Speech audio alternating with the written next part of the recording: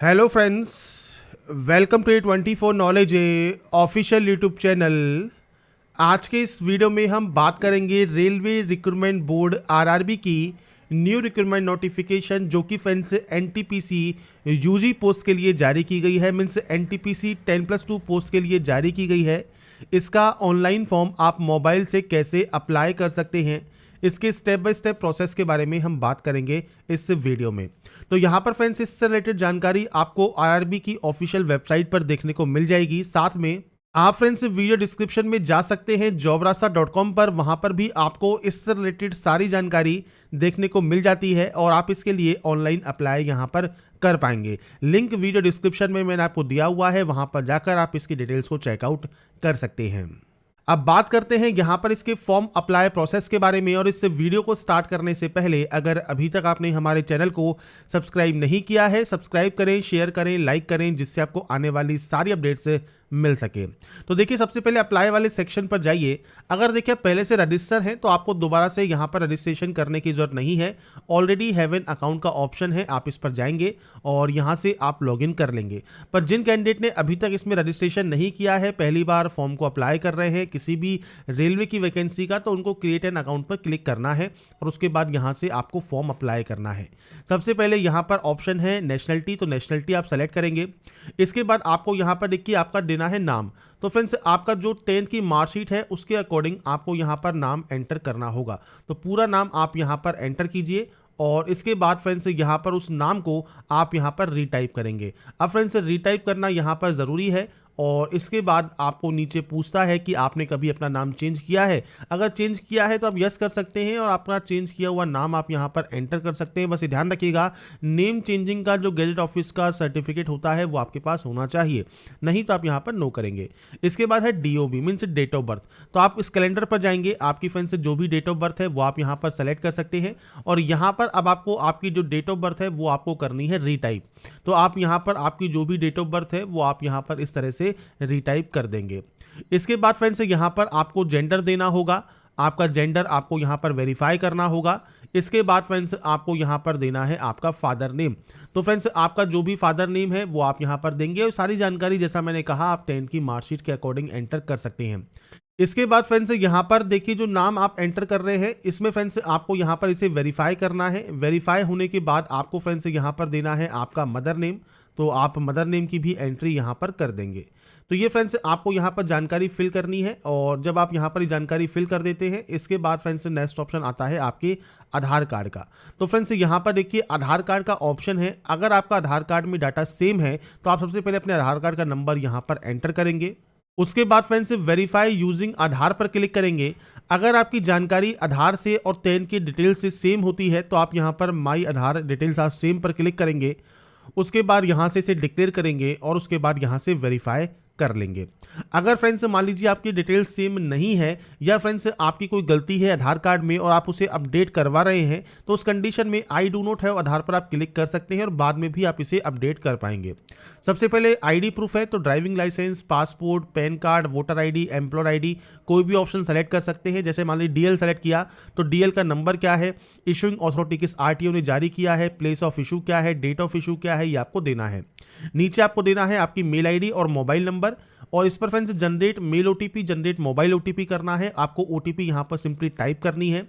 इसके बाद आपको यहाँ पर एक पासवर्ड क्रिएट करना है। पासवर्ड कैसा होना चाहिए तो password capital letter, small letter, special character और नंबर्स में आपके पासवर्ड को यहाँ पर आपको देना है। तो मैं आपको सैंपल यहाँ पर शो कर ही रहा हूँ, ऊपर आप देख रहे होंगे। आपको इस तरह का पासवर्ड यहाँ पर बनाना होगा। इसके बाद फ्रेंड्स यहाँ पर इस कैप्चा कोड को फिल करेंगे, preview and create an account करेंगे। आपने जो भी जानकारी फिल की है उसको आप चेक कर लें, कोई भी गलती है तो एडिट कर लें, नहीं तो अपने अकाउंट को आप क्रिएट कर लेंगे। अब मल्टीपल बार यहाँ पर देखिए रजिस्ट्रेशन होता नहीं है, मैंने पहले से रजिस्ट्रेशन किया हुआ है तो हम डायरेक्टली अब यहाँ से लॉगिन करेंगे। जो पहली बार कर रहे हैं उनको मैंने जानकारी प्रोवाइड कर दी है और जो पहले से रजिस्टर है वो डायरेक्टली अब इस ऑप्शन पर आएंगे, आपके मोबाइल नंबर और जो पासवर्ड है और जो कैप्चा कोड है ये डालकर आप लॉगिन कर लेंगे। इसके बाद फ्रेंड्स यहाँ पर देखिए आपका जो फॉर्म है जो लॉगिन करने के बाद है इसमें आपको ऑनलाइन एप्लीकेशन का ऑप्शन मिलेगा और यहाँ पर देखिए आपको एनटीपीसी की दोनों पोस्ट मिलेंगी 06/2024 जो कि फ्रेंड्स आपके ग्रेजुएट पोस्ट के लिए है, और इसके बाद नीचे आपको मिलेगा 05/2024 जो कि आपकी ग्रेजुएट पोस्ट के लिए रहेगी। ऊपर आपको फ्रेंड्स 12 से आवेदन कर रहे हैं तो आप 12th वाला जो 6 वाला है आपका अंडर ग्रेजुएट वाला ये आप सेलेक्ट करेंगे, और आप ग्रेजुएशन डिग्री है तो आप नीचे वाला सेलेक्ट करेंगे। अगर आपके पास डिग्री है तो आप दोनों में ही अप्लाई कर सकते हैं अगर आप एप्लीकेबल हैं तो। इसके लिए फ्रेंड्स आपको सेलेक्ट द आरआरबी पर क्लिक करना है। अब यहाँ पर फ्रेंड्स देखिए मल्टीपल ऑप्शंस हैं, आपके अकॉर्डिंग आप इनमें से जिस भी पोस्ट के लिए अप्लाई करना चाहते हैं, जिस भी आरआरबी से अप्लाई करना चाहते हैं वो आप सेलेक्ट कर सकते हैं। आप केवल एक ही आरआरबी को सेलेक्ट कर सकते हैं, मल्टीपल आरआरबी में आपको फॉर्म अप्लाई नहीं करना। इसके बाद आप I am not currently debate पर क्लिक करेंगे और उसके बाद नेक्स्ट स्टेप पर क्लिक करेंगे। अब आपके देखिए जो डाटा है वो ऑटोमेटिक यहाँ पर फैच कर दी जाएगी अगर आपने पहले फॉर्म अप्लाई किया हुआ है, नहीं तो आप यहाँ पर फ्रेश फॉर्म को अप्लाई कर सकते हैं। तो सबसे पहले फ्रेंड्स यहाँ पर देखिए ऑप्शन है मैरिटल स्टेटस का, इसके बाद ऑप्शन है आपके रिलीजन का, इसके बाद है मदर टंग का, तो आपकी मदर टंग आप सेलेक्ट करेंगे। चॉइस ऑफ लैंग्वेज आप कौन सी चाहते हैं वो आपको देना होगा एग्जाम की। इसके बाद विजिबल मार्क कौन कौन से हैं, मतलब कोई कट का निशान, कोई मोल, कोई बर्न का निशान है आपके चेहरे पर, हाथ पर, पैर पर, तो आप उसकी जानकारी दे सकते हैं, नहीं तो आप नो मार्क की एंट्री कर देंगे। इसके बाद फ्रेंड्स नेक्स्ट ऑप्शन है कम्युनिटी का। आप जैसे ओबीसी कैटेगरी आपकी है तो अगर आप यहाँ पर नॉन क्रीमी लेयर में आते हैं तो आप यहाँ पर यस करेंगे। ओबीसी के लिए फ्रेंड्स आपके पास कास्ट सर्टिफिकेट होना चाहिए, और यहाँ पर कहा गया है closing date for submission of application form, आपके पास उस डेट तक ये होना जरूरी है। इसके लिए आप आई अंडरस्टैंड पर क्लिक करेंगे। आपके ओबीसी का जो सेंट्रल गवर्नमेंट सर्टिफिकेट है उसका सर्टिफिकेट नंबर, इशूइंग अथॉरिटी आपको देना है, और डेट ऑफ इशू आपको यहाँ पर देना होगा, ये कब इशू हुआ है। सर्टिफिकेट 1 साल से ज़्यादा पुराना नहीं होना चाहिए, और फ्रेंड्स ये आपका जो है लास्ट डेट से पहले बना होना चाहिए। अब ओबीसी एनसीएल का जो सर्टिफिकेट है, अगर आप अपने सर्टिफिकेट को चेक कीजिए, उस पर फ्रेंड्स अगर गवर्नमेंट ऑफ इंडिया लिखा हुआ है, मेंशन है, तो फ्रेंड्स वो सर्टिफिकेट यहाँ पर एप्लीकेबल रहेगा। तो ये फ्रेंड्स आपको आपके सर्टिफिकेट को चेक करना है कि उस पर गवर्नमेंट ऑफ इंडिया द्वारा लिखा है कि नहीं लिखा है। अगर वो लिखा है और वो सेंट्रल गवर्नमेंट का है तो आप यहाँ पर अपलोड कर सकते हैं। ऐसे ही अगर आप SC/ST हैं तो आप SC/ST में भी अपने कास्ट का नाम देंगे, सर्टिफिकेट नंबर देंगे, इशूइंग अथॉरिटी आपको देना होगा, किसने ये इशू किया है, डेट ऑफ इशू देना है, और यहाँ पर भी सेंट्रल गवर्नमेंट का रहेगा। फीस में अगर आपको छूट चाहिए, और साथ में फ्रेंड्स अगर आपको ट्रेवलिंग पास चाहिए तो आपको यहाँ पर यस करना है। आपका नियरेस्ट रेलवे स्टेशन कौन सा है वो जानकारी आपको देनी है, और उसके बाद यहाँ पर आपका कास्ट सर्टिफिकेट, सेंट्रल गवर्नमेंट का कास्ट सर्टिफिकेट आप यहाँ पर अपलोड करेंगे PDF फॉर्मेट में। अब यहाँ पर फ्रेंड्स ये अपलोड करने के बाद नीचे आपको ऑप्शन मिलेगा आपके एड्रेस का, तो पूरा एड्रेस आपका स्टेट कौन सा है, डिस्ट्रिक्ट कौन सा है, इसके बाद फ्रेंड्स आपका address, village, town, pin code आप एंटर करेंगे। मैंने सिर्फ डेमो या सैंपल के तौर पर डाटा यहाँ पर एंटर किया हुआ है, आपका जो एक्चुअल डाटा है वो आप यहाँ पर एंटर करने वाले हैं। इसके बाद ही आप यहाँ से इसे सेव करेंगे, और उसके बाद फ्रेंड्स नेक्स्ट स्टेप पर आप क्लिक कर सकते हैं। इसके बाद फ्रेंड्स यहाँ पर देखिए नेक्स्ट ऑप्शन जो आपका आएगा, इसमें आपको एक्स सर्विसमैन डिटेल्स देनी है। अगर आप एक्स सर्विसमैन हैं और आप यहाँ पर यस करते हैं तो आपका फ्रेंड्स डिफेंस सर्विस कौन सा है, आर्मी है, नेवी है, एयरफोर्स है, वो आप जानकारी देंगे, रैंक की जानकारी देंगे, डेट ऑफ आपका फ्रेंड्स यहाँ पर ज्वाइनिंग देना है। अगर आप स्टिल वर्किंग है तो यस कर सकते हैं, नहीं तो आप नो करेंगे। डेट ऑफ डिस्चार्ज देना है, रीजन ऑफ डिस्चार्ज देना है आपको, और उसके बाद फ्रेंड्स डिस्चार्ज सर्टिफिकेट नंबर आपको देना होगा। और आपने कभी अब आपने दोबारा से जॉब कोई ज्वाइन कर ली है, री एम्प्लॉयमेंट अगर कर लिया है तो आप यहाँ पर यस कर सकते हैं, नहीं तो आप नो करेंगे। एक्स सर्विसमैन नहीं है, सिंपली नो कीजिए। पीएच कैटेगरी में आते हैं तो फ्रेंड्स डिसेबिलिटी कैटेगरी कौन सी है वो आपको देना है, सब कैटेगरी कौन सी है, परसेंटेज ऑफ डिसेबिलिटी क्या है, नेचर ऑफ डिसेबिलिटी क्या है, परमानेंट है या वो टेम्परेरी है। इसके बाद पीएच सर्टिफिकेट नंबर और इशू डेट आपको देना होगा। नहीं है आप फ्रेंड्स यहाँ पर पीएच कैटेगरी में तो आप नो कर सकते हैं। स्क्राइब भी फ्रेंड्स अगर आपको चाहिए तो आप यहाँ पर यस या नो कर पाएंगे अगर आप पीएच कैंडिडेट हैं तो। ईबीसी सर्टिफिकेट क्या है, ईबीसी सर्टिफिकेट फ्रेंड्स आपका है कि अगर आपकी फैमिली इनकम 50,000 या उससे कम है, या आपके पास बीपीएल कार्ड है तो आप यहाँ पर उसकी जानकारी दे सकते हैं। अगर आप यहाँ पर फ्रेंड्स जो ईबीसी है इसमें फ्रेंड्स जो आपको छूट मिलती है ये सिर्फ आपको फीस में मिलती है, बाकी अदर कोई रिजर्वेशन आपको यहाँ पर नहीं मिलता।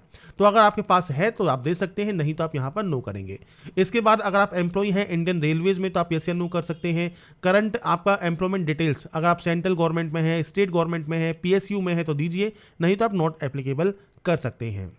इसके बाद फ्रेंड्स यहाँ पर है बैंक डिटेल्स फॉर रिफंड। अब ये क्या है, ये ऑप्शन है कि अगर आप जो पेमेंट करते हैं, जैसे 500 रुपये पेमेंट करते हैं जनरल ओबीसी के कैंडिडेट के लिए, तो उसमें से 400 रुपये CBT 1 के बाद आपको रिफंड हो जाएंगे। बाकी अदर पोस्ट के लिए जो 250 रुपये फीस लगती है वो आपको CBT 1 के बाद रिफंड हो जाएंगे। जिस अकाउंट में आपको रिफंड चाहिए उस अकाउंट की जानकारी आपको देनी है। बैंक की जो पासबुक है आपकी उसके फर्स्ट पेज को देखिए, उस पर आपको account holder name, account number, IFSC code सब जानकारी मिल जाएगी, जो कि आप यहाँ पर एंटर करेंगे और उसके बाद यहाँ से सेव करेंगे और नेक्स्ट स्टेप पर क्लिक कर देंगे। नेक्स्ट स्टेप पर आने के बाद फ्रेंड्स अब आपको यहाँ पर देना है क्वालिफिकेशन। अब क्वालिफिकेशन में देखिए फ्रेंड्स, यहाँ पर आपको क्वालिफिकेशन में ऑप्शन मिलते हैं 10+2 का, बैचलर डिग्री का और 10th का। तो सबसे पहले 10th वाले ऑप्शन पर क्लिक कीजिए। इसमें फ्रेंड्स किस स्टेट से, किस डिस्ट्रिक्ट से आपने इसको पास किया है, किस बोर्ड से पास किया है, डेट ऑफ रिजल्ट क्या है, रोल नंबर क्या है, और यहाँ पर आपको 10th का सर्टिफिकेट अपलोड करना होगा और ये फ्रेंड्स PDF फॉर्मेट में आपका रहेगा। तो यहाँ पर फ्रेंड्स फाइल को सेलेक्ट करने के बाद, सेव करने के बाद फ्रेंड्स आप यहाँ पर नीचे आएंगे और उसके बाद यहाँ से इसे अपडेट कर देंगे, आपकी डाटा अपडेट हो जाएगी। ऐसे ही अब आपको 10+2 की एंट्री करनी है, तो आपका किस डिसिप्लिन में है वो आपको देना है। सेम अब आपको जानकारी प्रोवाइड करनी है, आपने इसको किस स्टेट से पास किया है, किस डिस्ट्रिक्ट से पास किया है, इसके बाद आपके बोर्ड का नाम क्या है, तो पूरा नाम आप मेंशन कीजिएगा। डेट ऑफ रिजल्ट क्या है, तो आप यहाँ पर जो है कैलेंडर के माध्यम से आपका डेट ऑफ रिजल्ट दे सकते हैं। इसके बाद फ्रेंड्स आपको यहाँ पर आपकी प्रोफेंसी अगर टाइपिंग में है तो आप यहां पर यस कर सकते हैं, नहीं है तो आप यहां पर नो भी कर सकते हैं। अब आपसे कहा गया है typing proficiency is mandatory, candidate must be proficient in typing in English या Hindi language, period to appear for the typing skill for the post under category number 2 और 3। अब यहां पर देखिए पोस्ट के लिए, इन पोस्ट के लिए टाइपिंग जो है वो मैंडेटरी है ही आपकी, क्योंकि ज्यादातर इसमें वैकेंसीज क्लर्क की ही है। पर फ्रेंड्स अगर आपको ये नहीं आती है मान लीजिए, तो आप कैटेगरी 2 और 3 के लिए एप्लीकेबल नहीं होंगे जहां पर टाइपिंग स्किल टेस्ट मांगा है। पर अगर आपके पास ये है तो आप यहां पर यस कर सकते हैं।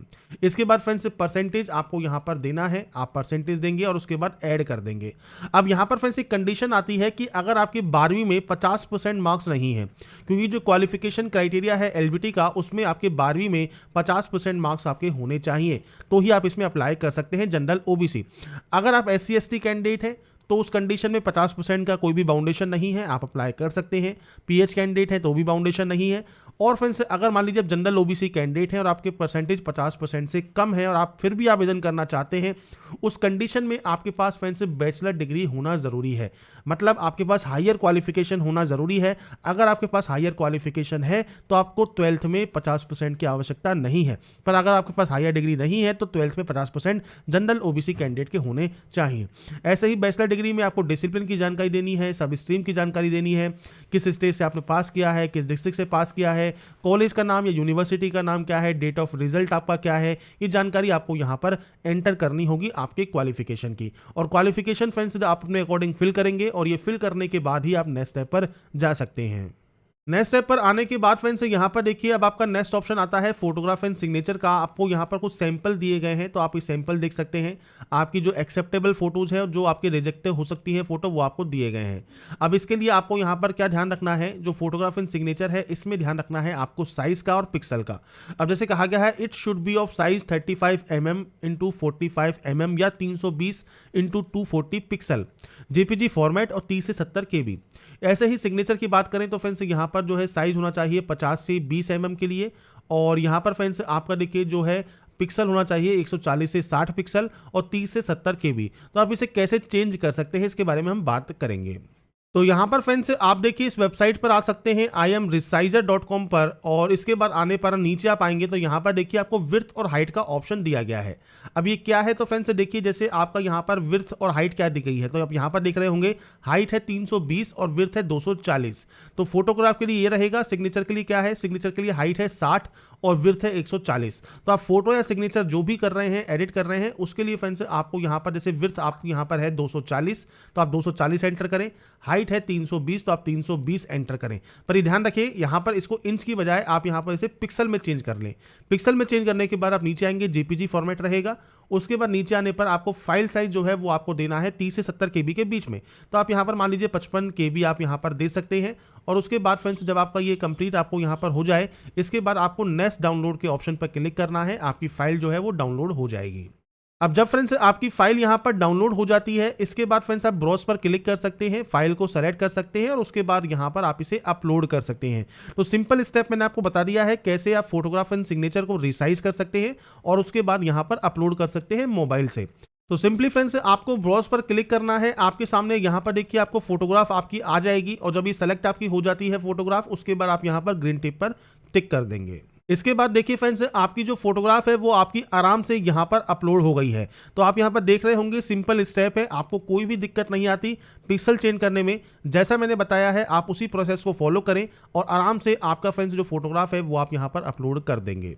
इसके बाद आप इसे सेव करें और नेक्स्ट स्टेप पर क्लिक कर दें। इसके बाद आता है फ्रेंड्स आपका यहाँ पर प्रेफरेंस क्या है, तो फ्रेंड्स यहाँ पर देखिए आपने जितनी भी पोस्ट की वैकेंसीज की डिटेल आपने यहाँ पर फिल की है उसके अकॉर्डिंग आपके ऑटोमेटिक यहाँ पर एलिजिबल पोस्ट आती है।